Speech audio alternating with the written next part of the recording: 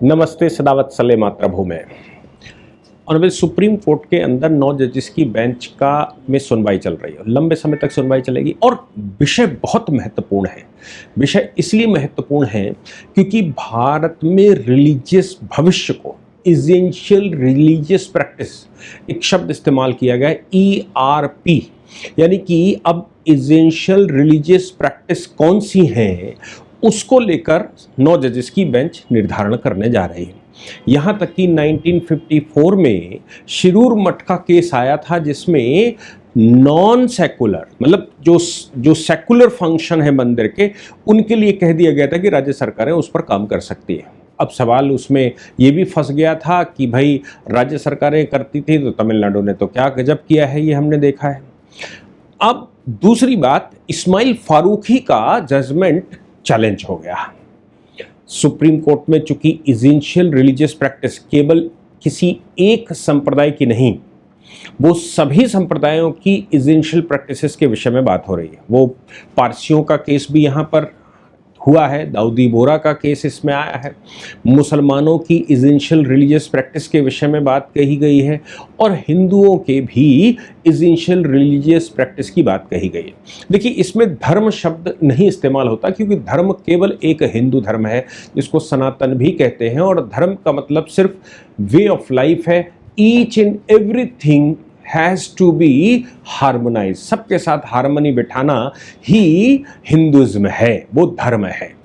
इसीलिए हम ओम शांति शांति शांति करते हैं कि आद्य भौतिक शांत हो, आद्य दैविक शांत हो और आद्य आत्म वैसी ही हो। जैसा इस संसार की शांति है वैसी शांति हमारे अंदर हो और मैं उनके साथ कंफर्टेबल हो सकूं और कंफर्टेबिलिटी के अनुसार मैं उनका दोहन करूं और शोषण ना करूं, ये हिंदुइज्म है। इसलिए यहां पर हिंदू धर्म को कोई चैलेंज नहीं है।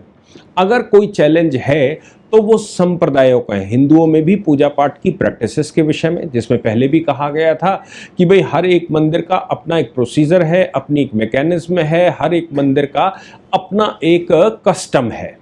तो जिस मंदिर में आप जाते हैं वहाँ का कस्टम आपको मानना पड़ेगा, ये सवाल था। इसलिए हर एक देवता का अपना कस्टम है, हर एक मंदिर का अपना कस्टम है, राज्यों का अपना कस्टम है, एरिया, जाति, पंथ, संप्रदाय सबके अपने कस्टम है। वो कस्टम जो है वो क्या एसेंशियल रिलीजियस प्रैक्टिस है? एसेंशियल रिलीजियस प्रैक्टिस को तो कोर्ट छू नहीं सकता, ये कहा गया है। आज अभी भी all India personal law board कल पेयर हुआ था और all India personal law board उसमें महिलाओं को लेकर और मस्जिद को लेकर निशाना उन्होंने बड़ा लंबा साधा है। ये जो वक्फ बोर्ड पर चल रहा है, वक्फ का खेल चल रहा है, वक्फ फॉर यूजर पर चल रहा है, ये इस पर बहुत लंबा निशाना कल 9 जजेस की बेंच के सामने उन्होंने साधा। मैं समझता हूं उसका एक्सप्लेनेशन करना बहुत जरूरी है। जो argument all India personal law board ने किया है वो आर्ग्यूमेंट अगर कोर्ट स्वीकार कर लेता है और कोर्ट की 9 जजेस की बेंच उस पर ऑर्डर कर देती है तो फिर वक्फ बाय यूजर पर एक बहुत बड़ा प्रहार होने की संभावना है। इसलिए यहां मामला कुछ और था और entry all India personal law board करके कुछ और कर रहा है। अब इसमें महिलाओं को मस्जिद में जाने की अनुमति को लेकर सवाल था। मैं केवल आज all India personal law board की आर्गुमेंट की बात करूंगा। जो सवाल था वो ये था कि हाजी अली दरगाह के विषय में ये आदेश दे दिया गया था पीछे कि भाई वो महिलाएं और पुरुष दोनों जा सकते हैं। मस्जिदों के मामले में भी ये एक सवाल है, क्या महिलाएं और पुरुष दोनों ही मस्जिद में जा सकते हैं? अभी तो सवाल ये भी होना है, हालांकि वो नहीं उठा क्योंकि all India personal law board क्यों उठाएगा। अभी तो सवाल ये भी होना है, क्या महिलाएं आलिम हो सकती हैं? क्या महिलाएं मुअज्जिम हो सकती हैं? क्या महिलाएं वो मुतवल्ली हो सकती हैं? ये तो बहुत बड़े सवाल है क्योंकि अगर इक्वलिटी बिफोर लॉ की बात की जा रही है तो क्या महिलाओं को नमाज पढ़वाने का अधिकार है? क्या महिलाओं को मुल्ला मौलवी के काम करने का अधिकार है? मदरसे में पढ़ाने का अधिकार है? महिलाओं को पढ़ने का अधिकार तो है लेकिन पढ़ाने का भी है। लेकिन all India personal law board ने अपना उतना पोर्शन और ऑनरेबल जस्टिस आयतुल्ला ने उसमें एक टिप्पणी कर दी। मतलब ऐसा लगा कि बहस कुछ और चल रही है, उसके बीच में उन्होंने कहा आई एम क्लियरिंग जैसे वो आर्ग्यू कर रहे थे। आई एम क्लियरिंग दैट इस्लाम में क्या प्रैक्टिस है क्या नहीं है, क्योंकि वो मुसलमान मतलब जो जिसका रिलीजन होता है उसको ज़्यादा मालूम होता है, लेकिन वो स्पेशलिस्ट है इसके, मैं समझता हूँ कि स्पेशलिस्ट की कैटेगरी में आते हैं। हालांकि सुप्रीम कोर्ट के जज हैं तो स्पेशलिस्ट तो सभी मामलों के होते हैं, लेकिन फिर भी क्या एसेंशियल रिलीजियस प्रैक्टिसेस के वो स्पेशलिस्ट हैं? क्या उन्होंने कुरान, हदीस और बाकी का जो फिक है उस फिक का प्रॉपर वैसे अध्ययन किया है जैसे मौलवियों को करना चाहिए जो अलीम करते हैं? ये अलग विषय है, लेकिन सुप्रीम कोर्ट के जज होने के नाते सभी के एक्सपर्ट माने जाते हैं। जो मामला उनके पास आएगा उसके एक्सपर्ट माने जाएंगे। लेकिन कोर्ट की प्रैक्टिस ये रहती है, आपको कुछ भी मालूम हो उसके बावजूद you have to ask the questions, अपने क्लैरिफिकेशन करने चाहिए, और उनको किसी दूसरे के मुख से कहलवाना है, स्पेशलिस्टों के मुख से कहलवाना है और उन पर क्वेश्चन आंसर्स करने, अपने आप एक्सप्लेनेशन करना शुरू करना, ये थोड़ा सा हमारी कोर्ट्स में प्रैक्टिस में थोड़ा कम है। खैर, अब all India personal law board के सामने जो सवाल आया था वो ये आया था, या वो ये कह रहे थे कि जो सवाल है कोर्ट के सामने, क्या महिलाएं मस्जिद में जा सकती हैं? क्या कोर्ट ने जो आदेश किया है कि महिला और पुरुष दोनों को ही वहां जाने का अधिकार है, या जो सवाल खड़ा हो रहा है वो पिटिशनें सब क्लब कर दी गई हैं, तो क्या है? इस पर उन्होंने कहा कि साहब, इस्लाम में महिलाओं को जाने से रोका नहीं गया है, इस्लाम में महिलाओं को मस्जिद में नमाज पढ़ने से नहीं रोका गया, लेकिन वो मेन गेट से नहीं जाएंगी, वो वहाँ जो भीड़ इकट्ठी होती है, जहाँ पर मेन स्थान होता है, वहाँ पर जहाँ पर बैठते हैं वहाँ पर वो नहीं जाएंगी। उनके लिए स्पेसिफिक एक अलग रूम होता है, पीछे से दरवाज़ा होता है, वो मस्जिद में नमाज पढ़ सकती हैं, लेकिन पीछे के दरवाजे से जाएंगी और अलग कमरे में बिठाई जाएंगी, वहाँ वो अपनी नमाज पढ़ें। जबकि क्वेश्चन इसमें यह है, क्या महिलाओं को अग्रिम पंक्ति में, उनकी सुरक्षा की दृष्टि से अग्रिम पंक्ति में और मेन जहां सब लोग नमाज पढ़ते हैं वहां पर अनुमति होनी चाहिए? क्या उनके साथ इक्वलिटी होनी चाहिए?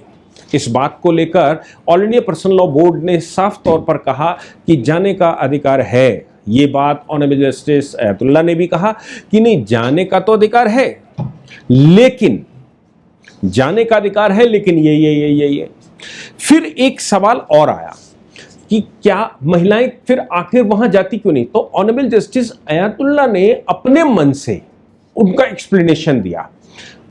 उन्होंने जो एक्सप्लेनेशन दिया, उस एक्सप्लेनेशन में उन्होंने ये कहा कि देखिए, ये जो महिलाएं नहीं जाती हैं उसका कारण है कि घर में बच्चों को कौन संभालेगा। अब देखिए, ये मैं समझता हूं कि बच्चों को संभालना तो पुरुष भी संभाल सकता है, लेकिन उनका तर्क ये था कि महिलाओं का मस्जिद में जाना मना नहीं है, लेकिन जाती नहीं है या जाने नहीं दिया जाता है। क्यों? क्योंकि उनको घर में बच्चे संभालने होते हैं। तो मैं समझता हूं कि महिलाएं, क्या सारी महिलाएं बच्चे संभालेंगी? और बच्चे संभालना क्या महिलाओं की ही जिम्मेदारी है, क्या पुरुषों की नहीं है? और बच्चे भी नमाज पढ़ने क्यों नहीं जा सकते माँ के साथ अपने? वहां जा सकते हैं भाई, हमारे मंदिरों में तो बच्चे माँ के साथ गोद में होते हैं तो भी मंदिर जाते हैं, पूजा पाठ सब कुछ करते हैं। तो बच्चे घर में संभालने हैं, ये एक मुझे लॉजिकल वो नहीं लगा। ये कारण बताया गया, ये कारण बताने की कोशिश की, लेकिन लॉजिकल नहीं लगा। अब एक नया प्रश्न इसमें छिड़ा। वो नया प्रश्न मुझे लगता है कि इशारा कहीं और था। अब ये जो महिलाओं का एसेंशियल प्रैक्टिस में कहा गया कि महिलाएं जो हैं वो वहां नमाज पढ़ सकती हैं, और इस्लाम में, हदीसों में, इसमें उसमें सदैव से कहा गया। प्रॉफिट मोहम्मद की एक हदीस बताई गई। प्रॉफिट मोहम्मद से जब बात हुई तो उन्होंने कहा महिलाओं को रोका नहीं जा सकता नमाज पढ़ने से, महिलाओं को मस्जिद में जाने से नहीं रोका जा सकता, महिलाएं मस्जिद में जाएंगी। ये प्रॉफिट ने कहा, ऐसा कोर्ट में क्लेम किया गया। लेकिन वो उन्होंने एक तरीका बताया था, और वो 1200 साल से, ऑनरेबल जस्टिस अयतुल्ला ने कहा कि वो 1200 साल से प्रैक्टिस में चल रहा है।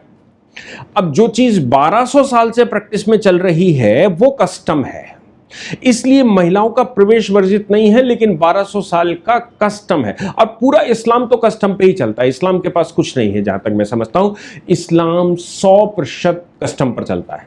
और कस्टम क्या है कि भाई उन्होंने कहा ट्रिपल तलाक होगा, उन्होंने कहा कि हलाला होगा, उन्होंने कहा फलाला होगा, उन्होंने कहा जलाला होगा। जो भी कह रहे हैं तमाम तरह की बातें कर कर ये बताते हैं कि ये तो हमारे यहाँ कस्टम, हर बात 1500 साल से कस्टम में चल रहा है, हर बात 1200 साल से कस्टम में चल रहा है। ये आर्गुमेंट ने ही पूरे संसार को आतंकवाद में झोंक दिया। ये एक सिंगल आर्गुमेंट है जो मौलाना ने, मौलवी ने, आलिम ने बताया कि साहब ये तो प्रैक्टिस में है, मैं क्या करूं, ये तो हूरे वहां मिलेंगी, ये तो वो बता गए, मैं क्या करूं, ये तो वहां ऐसा होगा, वो फलाने ने कहा था, ये मैं क्या करूं, ये तो तब से प्रैक्टिस में चल रहा है जब से ये है। और आतंक, उन्होंने कहा साहब 1500 साल पहले, 1500 साल पहले ना तो सरकारें ऐसी होती थी, ना ही व्यवस्था ऐसी होती थी, ना ही डेमोक्रेटिक प्रोसेस हुआ करते थे। 1500 साल पहले साहब वो उन्होंने उनको मारा था, उन्होंने इनको मारा था, अत्याचार के खिलाफ फलाना हुआ था, इसके खिलाफ धमाका हुआ था। ये सब बातें कर करके आज के नए बच्चों को आतंकी बनाते हैं। और वो वही बातें करके उन्होंने कहा जब वो 1500 साल पहले ऐसा होता तो हम भी बम फोड़ सकते हैं, वो फलाने ऐसा होता तो हम भी मार सकते हैं, और ऐसा होता तो। अब उस समय का माहौल, उस समय की परिस्थिति और उस समय का प्रोसीजर और आज के प्रोसीजर में फर्क नहीं है। आज जेलें हैं, आज अदालतें हैं, आज की तारीख में डेमोक्रेटिक प्रोसेस है, सरकारें वैसे चुनी जाती हैं, आज की तारीख में ये इंटरनेट का जमाना है, सब कुछ अच्छे से है। तो फिर ये कैसे कहा जा सकता है कि नहीं 1500 साल से जो प्रैक्टिस है उसका कयास हम आज लगाएंगे? मैं समझता हूं कि रिफॉर्म की जरूरत है, और कोई भी रिलीजन तभी आता है जब उसको रिफॉर्म की जरूरत होती है, जब वो अत्याचार करना शुरू करता है। ये जितने रिलीजन संसार में आए वो तभी आए हैं जब पुराने वाले में तकियानूसी चीजें होने लगी और उसको फिर डिफेंड करना शुरू कर दिया। लेकिन ऑनरेबल जस्टिस ने ये कहा कि भाई ये तो 1500 साल से प्रैक्टिस में है, जो बाकी दुनिया कह रही है वही उन्होंने कहा this is in practice from last 1200 years. इसका मतलब ये हो गया कि 1200 साल से जो प्रैक्टिस में है तो सुप्रीम कोर्ट सुन क्यों रहा? सुप्रीम कोर्ट को सुनने का भी मुझे नहीं लगता कि अगर जो 1200 साल से प्रैक्टिस है इसीलिए ऐसा है, तो वो प्रैक्टिस क्या कॉन्स्टिट्यूशन की कॉन्स्टिट्यूशनल वैलिडिटी पर नहीं निर्भर होनी चाहिए? सवाल ये भी है कि जब हमने आर्टिकल 12 और आर्टिकल 13 की बात की, फंडामेंटल राइट्स की बात की, आर्टिकल 13 में हमने कहा कोई भी कानून, कोई भी कस्टम, कोई भी लॉ, कोई नोटिफिकेशन, कोई गजट, कुछ भी सर्कुलेशन जो कॉन्स्टिट्यूशन बनने से पहले था, अगर इस कॉन्स्टिट्यूशन के अगेंस्ट में है या इस कॉन्स्टिट्यूशन से उसको वेरीफाई नहीं किया जा सकता, तो वो उस दिन से सीज हो जाएगा जिस दिन ये कॉन्स्टिट्यूशन पास हुआ। अब ये जो कस्टम की बात कही गई है आर्टिकल 13 में, क्या इसमें इस्लामिक कस्टम शामिल नहीं है? हिंदुओं के कस्टम शामिल किए गए। हिंदुओं के कस्टम मतलब कि जब तक हिंदू मैरिज एक्ट पास नहीं हुआ था तब तक हिंदू पुरुषों को अनलिमिटेड शादी करने का अधिकार था, बाल विवाह भी उस समय होता था, सती प्रथा की भी लोग बात करते हैं। जैसे ही कॉन्स्टिट्यूशन बना उसके बाद ये सब प्रथाएं पीछे फेंकी गई ना, हजारों साल से प्रैक्टिस में रही होंगी, लेकिन इनको सबको बंद किया गया ना। बकरा काटना, बलि देना, ये सब बंद किए गए। क्यों? क्योंकि कस्टम अगर कॉन्स्टिट्यूशन के अगेंस्ट में जाता है तो वो कस्टम उस दिन से सीज हो जाता है। क्या इस्लामिक कस्टम उस दिन से सीज नहीं होगा? ये सवाल है। इस्लामिक कस्टम क्या सुपर कस्टम है कि वो 1200 साल से चल रहा है इसलिए कॉन्स्टिट्यूशनल वैलिडिटी देखेंगे नहीं और यही ऐसे ही होगा? ये बहुत सारे प्रश्न अभी करने बाकी हैं जिनको हर चीज को कस्टम के पीछे लाकर खड़ा करते थे, लेकिन कानून और कॉन्स्टिट्यूशन कस्टम को वहीं सीज करने की बात करता है और कहता है कस्टम फॉलो नहीं होगा अगर वो कॉन्स्टिट्यूशनल वैलिडिटी उसकी नहीं है। तो फिर भी आर्गूमेंट कोर्ट का मतलब सुप्रीम कोर्ट के जज ये आर्गूमेंट कर रहे हैं this is in practice from last 1200 years. तो भाई इस पर तो मुझे मुझे भी क्लैरिटी चाहिए कि वाकई में इस्लामिक कस्टम इसमें शामिल है कि नहीं। अब इसमें मामला आगे बढ़ा। अब देखिए इतना सब कुछ हो गया, चलो ठीक है भाई। अब all India personal law board ने कहा कि साहब इस्माइल फारूकी का जो ऑर्डर आया वो ऑर्डर ठीक नहीं था। इस्माइल फारूकी, आपको याद होगा कि अयोध्या वाले मामले में इस्माइल फारूकी मेन पार्टी हुआ करते थे और उन्होंने कहा कि हमें नमाज पढ़ने की अनुमति दी जाए। डिस्प्यूट कोर्ट में पेंडिंग था और कोर्ट में पेंडिंग होने के दौरान ही ये कहा गया कि राम जन्मभूमि पर चूंकि मस्जिद बनी हुई है, मस्जिद बनी है इसलिए मुझे वहाँ नमाज पढ़ने की अनुमति दी जाए। तब सुप्रीम कोर्ट ने ये तय किया था कि मस्जिद is not a essential part of Islam. मस्जिद इस्लाम का आवश्यक अंग नहीं है। क्यों? क्योंकि नमाज तो कहीं भी पढ़ी जा सकती है, छत पर भी, घर पर भी, रोड पर भी, सड़क पर भी, पार्क पर भी, और करते ही हैं सारे। तो फिर जब कहीं भी नमाज पढ़ी जा सकती है तो फिर मस्जिद ही क्यों? इसलिए चूंकि मस्जिद इस्लाम का एसेंशियल अंग नहीं है, आवश्यक तत्व नहीं है, इसलिए आपको ये अनुमति नहीं दी जा सकती कि आप उसमें क्लेम करें कि नहीं हमने ये करना है। अब उनका जो आर्गूमेंट आया, उन्होंने कहा साहब देखो महिलाओं की बात आपने कर ली है, आज का आर्गूमेंट, महिलाओं की बात तो आपने कर ली है, महिलाएं तो मस्जिद में एसेंशियल पार्ट है कि महिलाएं मस्जिद में नमाज पढ़ सकती हैं। साहब इस्माइल फारूकी के जजमेंट को पलटने की जरूरत है। क्यों? क्योंकि ये कह दिया गया कि मस्जिद is not a essential part of Islam, उस समय कह दिया गया।